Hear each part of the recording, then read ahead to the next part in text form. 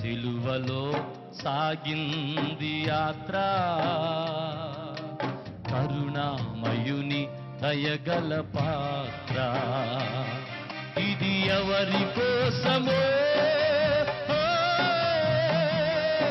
ఈ జగతి కోసమే, ఈ జనుల కోసమే.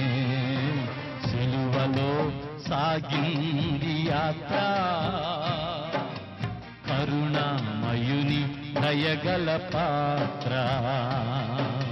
సిలువలో సాగింది యాత్ర, కరుణామయుని దయగల పాత్ర. అందరూ సిలువ వైపు చూద్దాం. మన చేతులు చాపి ప్రభు వైపు తిరిగి ఒక్కసారి నీ కొరకు నా కొరకు పొందిన వ్యాధులను గుర్తు చేసుకుందాం. మోకరించగలిగిన వారు మోకరించండి, మోకాళ్ళ మీద నిలబడండి.